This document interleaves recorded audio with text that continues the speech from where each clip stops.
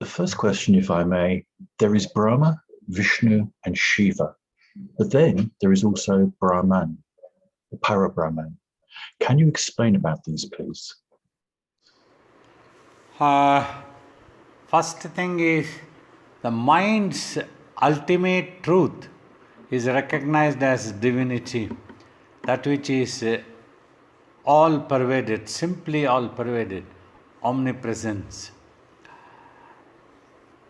If you see the mind itself as an infinite existence, mind is a combination of energy and consciousness, I have told.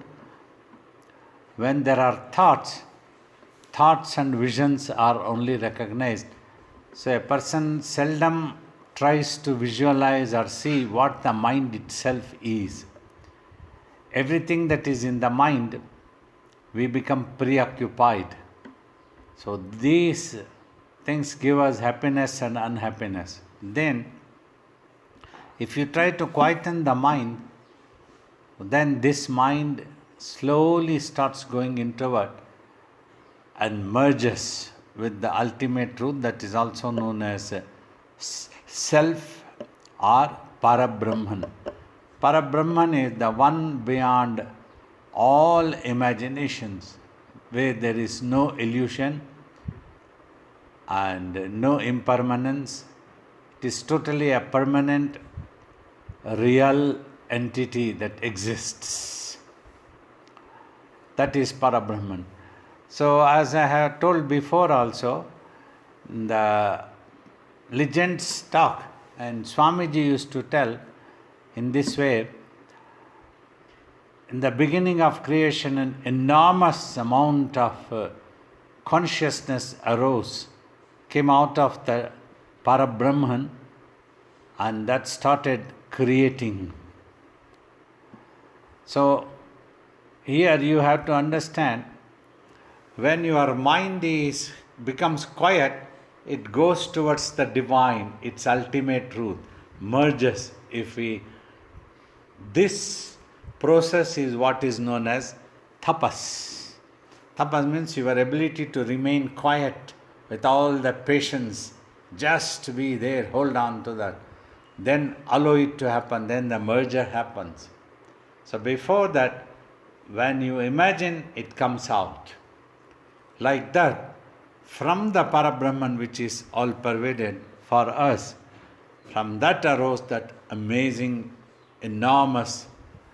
So these started working in three aspects. One as the Brahma.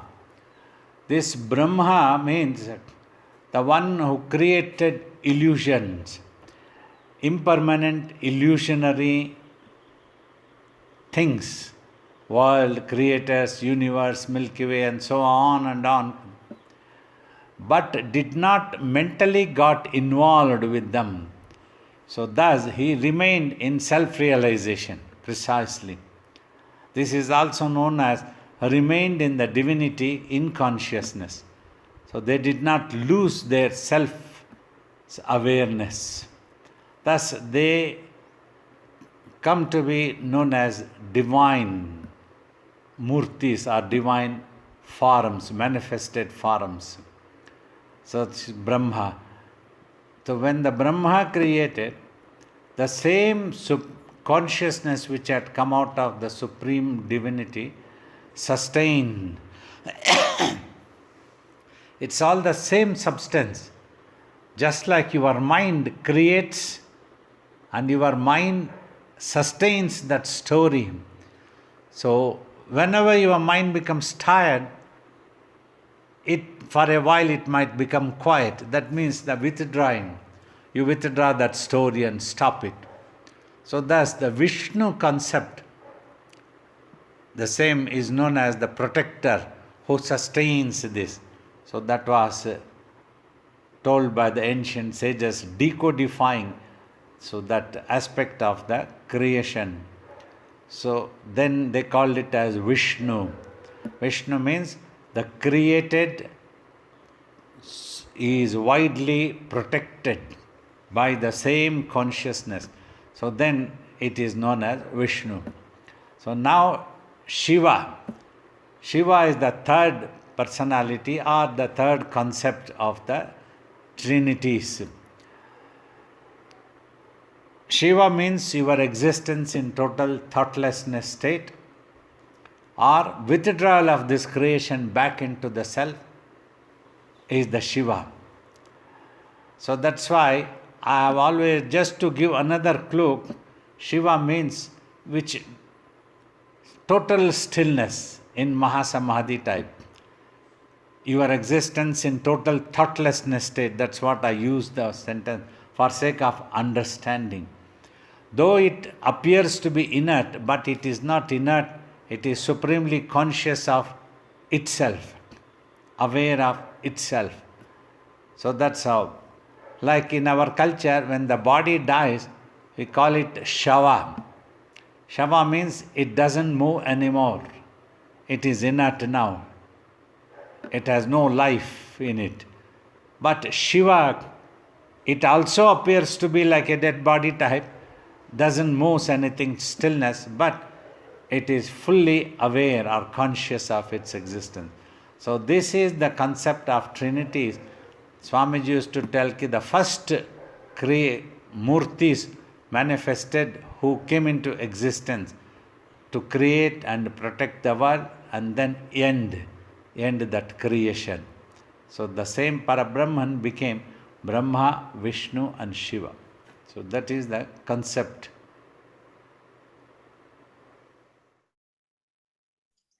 Thank you. So is that what some people mean when they talk about God with form and God without form? Is that the same thing or slightly different? Yeah, it is slightly different though, but it is, God is both. That's why both form and formlessness. Like when we talk of Brahma, Vishnu, Shiva, so many other manifested forms as you worship, as you resolve in your mind. So they all, this is the form of Vishnu, this is the incarnation of Vishnu. People try to define in their own way, though they may not know the exact and right meaning of what they mean. So like that, so many names of God, forms of God have come into existence. So people on the devotional path, they worship also by chants, by prayers and other form of worship like offering flowers and camphor, incense sticks and so on, considering that to be a personality. So that is the form. Because it is all pervaded, one single existence, one single self that exists, that is known as the formlessness of divinity, the formless. Some schools of thought have advocated these philosophies. As a absolute, complete, perfect yogic, Swamiji, my guru, really did not give any particular philosophy about God, existence of God. General teaching for people he didn't say. He just said that you meditate and then you will know the truth. So when you meditate, eventually when you are self-realized means you will know that one single self, that supreme consciousness simply exists in itself as all pervaded. And this all pervaded also in relativity of one created form. Like as a human being, with this body if we stand on the earth, so whatever is all pervaded, the space appears to be simply all pervaded like that. So that type. So the same supreme consciousness also is simply all pervaded. So we are in that. Like your mind also is there. When your mind creates a character or a story, for that character, your mind is simply all pervaded. Your mind is omnipresent, omnipotent also. It is your mind's power which created that character, the stories. So this, with your mind, it keeps happening, a miniature creation, a world. because of the potency is very less. Whereas the potency of the Brahma, Vishnu, Shiva is very enormous. That never got corrupted. That remained as divine. So that's why they are worshipped as divinity only. Thank you. So when you were a young boy, you'd go to the temple nearby, near your home, and you told us that you would spend time amongst the statues there and talk to them as well. So how did you consider those statues at that time? Because already we had read about Adi Shankara's philosophy of Advaita, non-duality, the all-pervadedness, and some of the books on this. In our mind, there was a firm conviction. So this statue is a symbol of the divinity that is all-pervaded. Just like through this body as the Atman, I see this world, I am conscious of this world, I talk or move or any such thing, though with this body only. In the same way, this is one of the cultures that through this statue we symbolically visualize divinity, God, and just talk. So that is how things happen. So as an Atman, you cannot know me, you cannot see me, you cannot converse with me. That means as long as when this body is alive, then you will think that you are talking to Shiva, Rudra, Balayogi, Babaji. It is possible, technically that is possible that you are talking. Though mechanically it is the body which talks, but I will know, so what I have to say, what you are asking. But if this body goes, so I become one with that absolute, that which has no form. It is beyond form. Actually, the existence of the ultimate truth is beyond form and formlessness. Because Swamiji used to tell me, if we try to identify in one way, then the other also comes into existence. If you try to identify the divinity as formless, so then the form also has to be there. Without the duality, formlessness loses its meaning. Simply an existence, it is there, one single self exists. That's what a yogi realizes when in Nirvikalpa Samadhi, there is neither form nor formlessness, one single self, the consciousness of existence, supreme. So that is all there. The I also has vanished, everything happened. So that is the highest way. But before that, so we always loved. So that habit is still there for me. Even after realization, even today, if I find a beautiful idol of our Guru or a Shiva or anything, so we like to go around as a habit every morning when I am in the ashram. I go around, I chant something. So like that we pray. So that will be also for inspiring others. That will give them a thrill and some inspiration about divine. So form also has highly significance in its own way. The beauty of divinity, you visualize divine. So that's what I used to do as a child also. So I see behind you there's a statue, beautiful statue of Hanuman. Yeah, Hanuman is here, you can see. Hanuman is in fact meditating statue this is. It's very beautiful, very attractive. So does that statue, if somebody worships that statue, is that to inspire the characteristics of Hanuman as a realized but also devoted servant? You see, as we talk, the divinity is all pervaded. So it has to be in this idol, outside this idol. Everywhere it has to be. So it is your choice how you want to visualize it. You can just sit in the center of the hall and visualize the space as divinity and keep talking to divinity. Or you can talk to the idol. Both ways, sometimes the people of this world are likely to consider you a mad person, an idiot, simply a mad.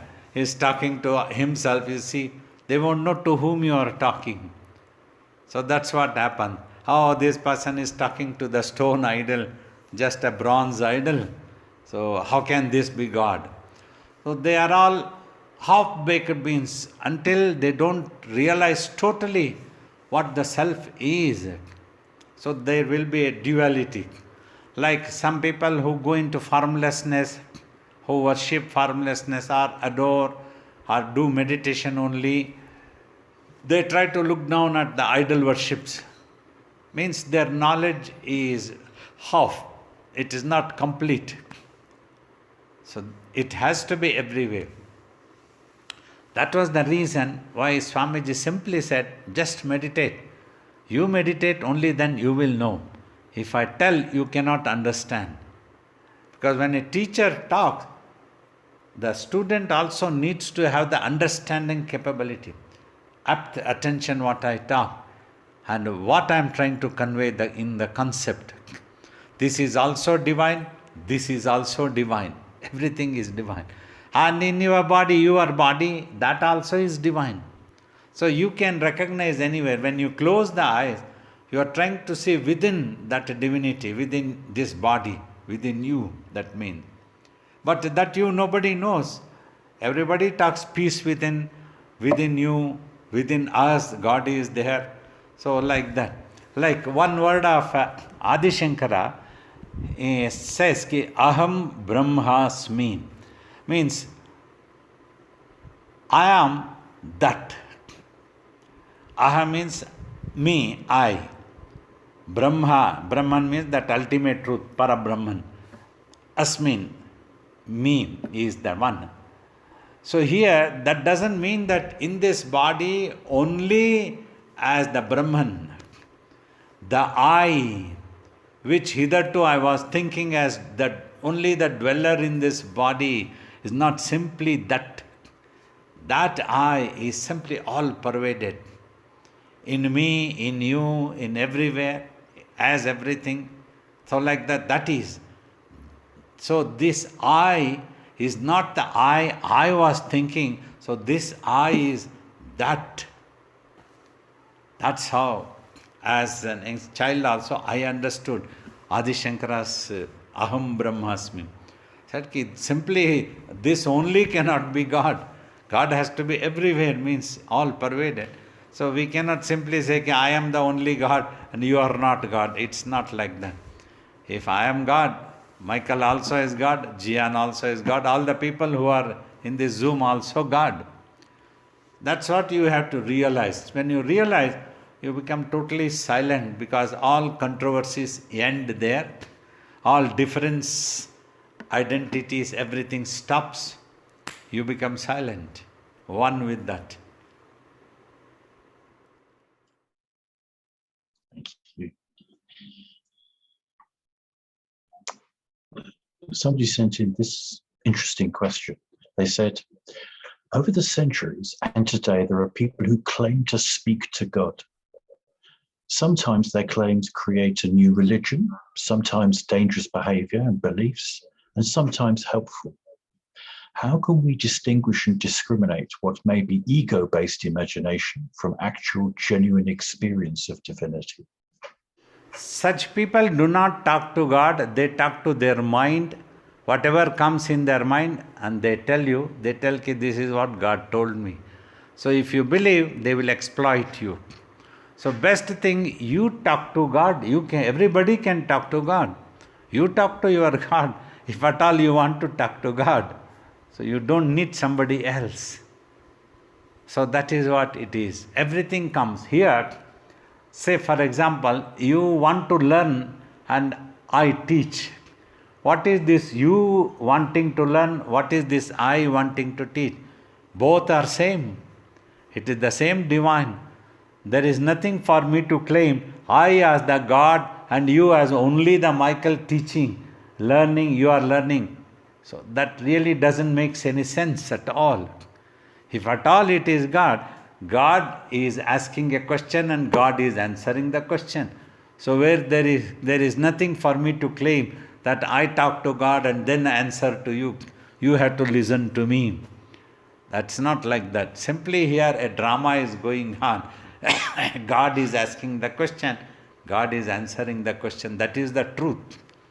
So all these people who claim I am talking to God and then I will answer you is all simply stories. It is the statement, if you are ready to get fooled, there are people ready to fool you. Instead, you can talk to your God. You don't need somebody else if at all you want to talk to God. Thank you.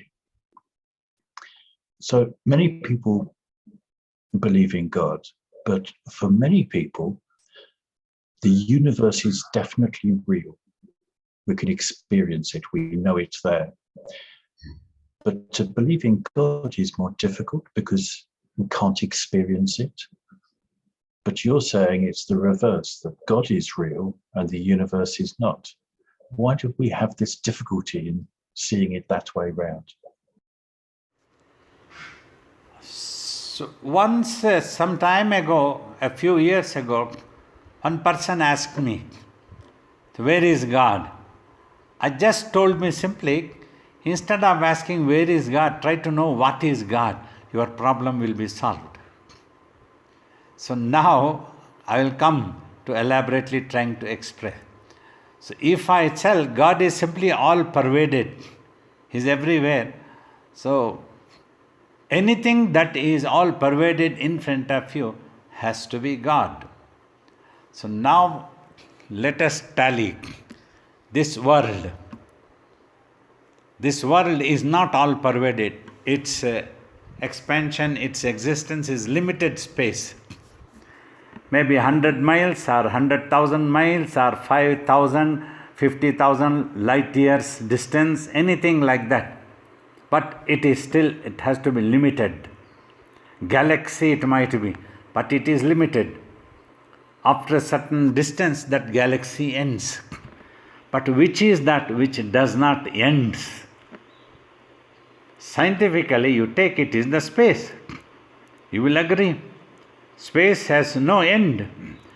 You go, you can travel, you go after galaxy, you finish that galaxy, then space is continues.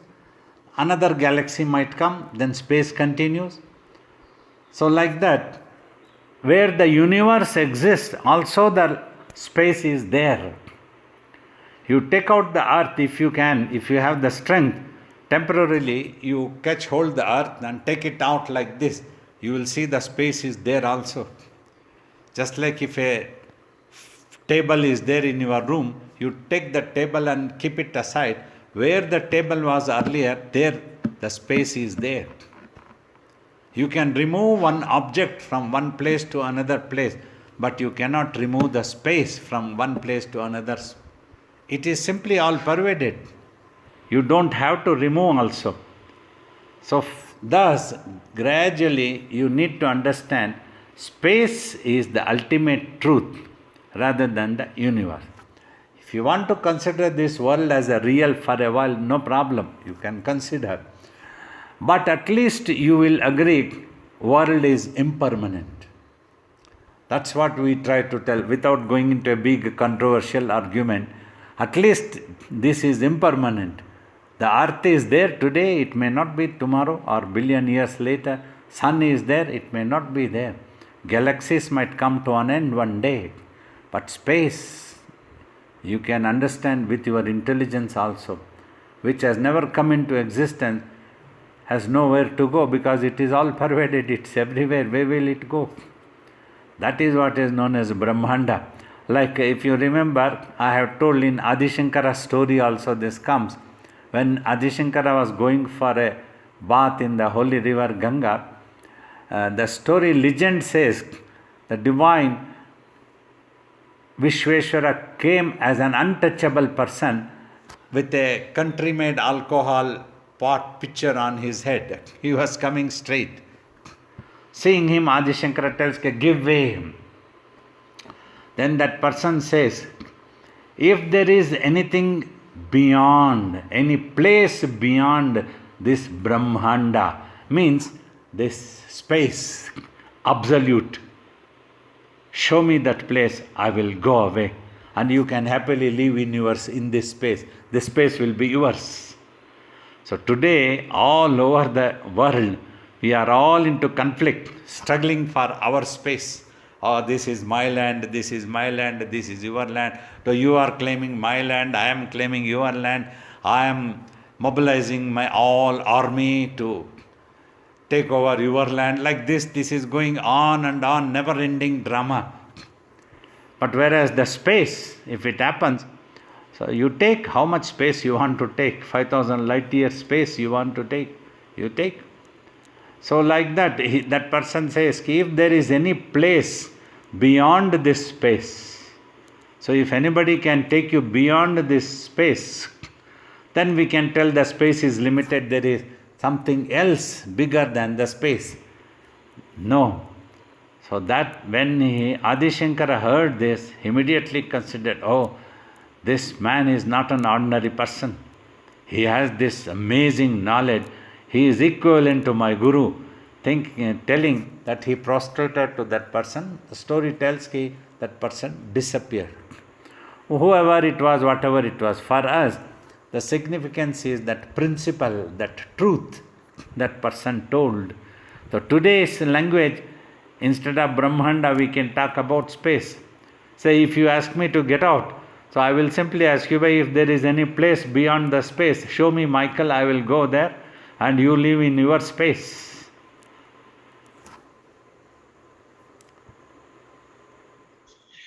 So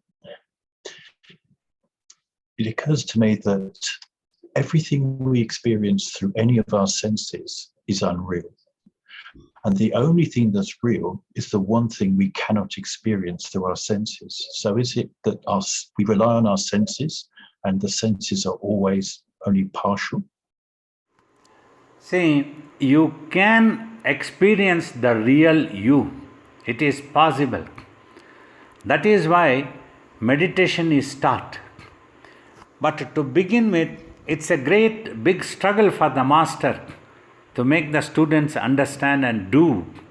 Because you see, I am running the whole university. I run the first standard, lower KG, upper KG to college, everything is there. But I am unable to admit everybody into university until they don't pass the tests of lower KG to high school and everything, then they have to come to university. So every class, like in this Zoom itself, for the last 2 years, at least I'm trying to teach, answer these questions, giving a clue, what you are supposed to do in the meditation. Simply you have to achieve the silence of the mind. Why?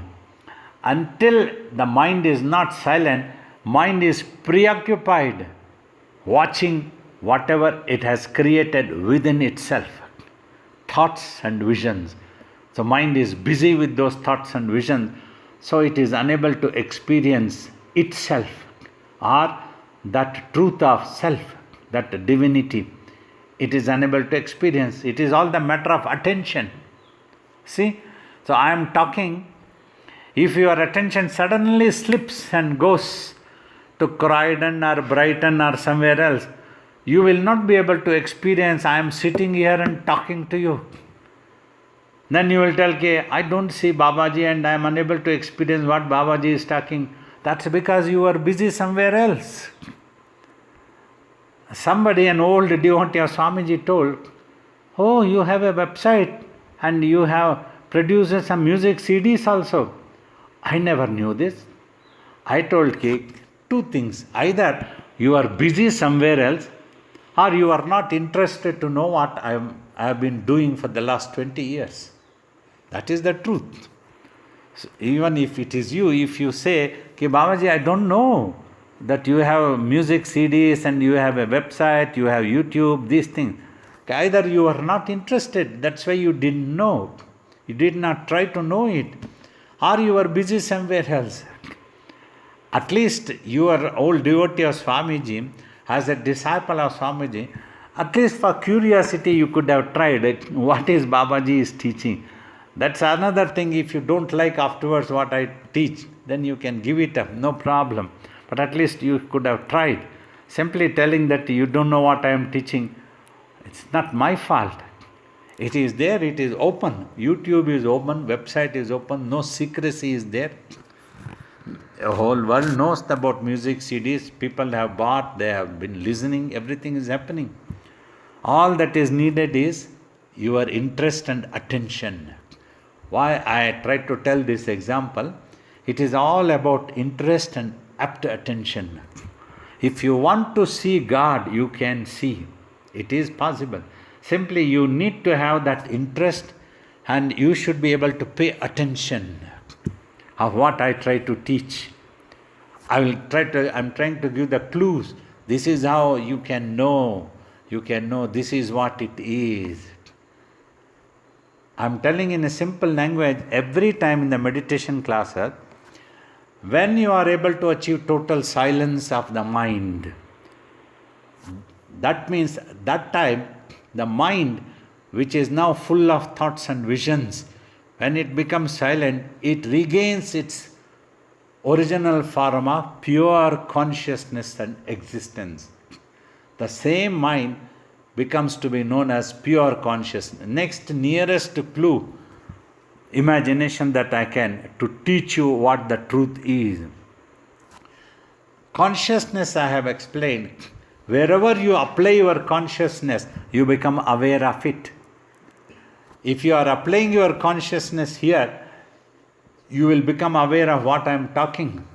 That means you are interested to know what I am trying to convey. And your attention is also here.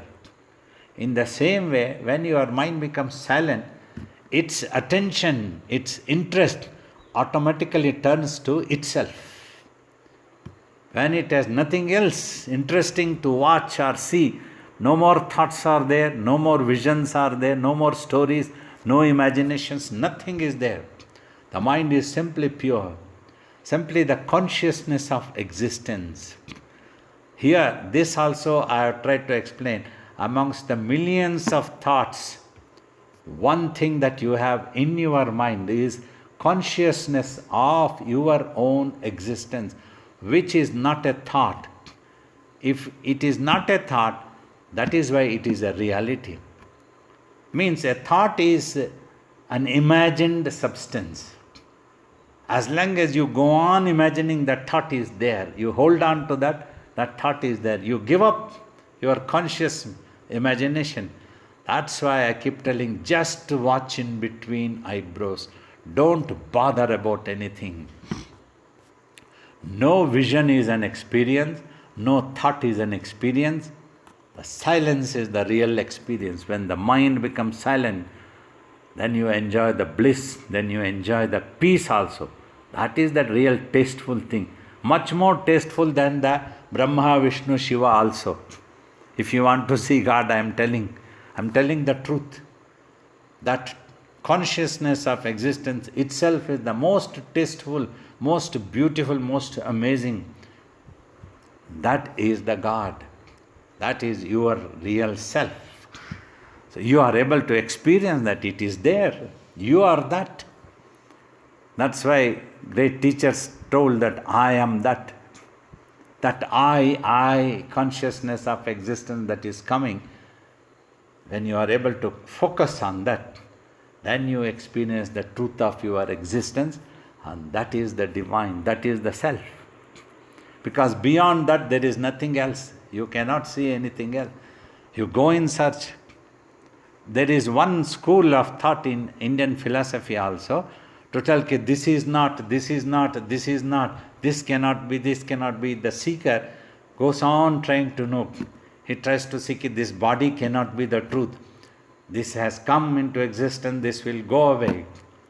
So the intellect always simply imagines. So all the things that has been imagined cannot be the truth. It can give only whatever it imagines. So intellectuality helps me to imagine. We see a substance.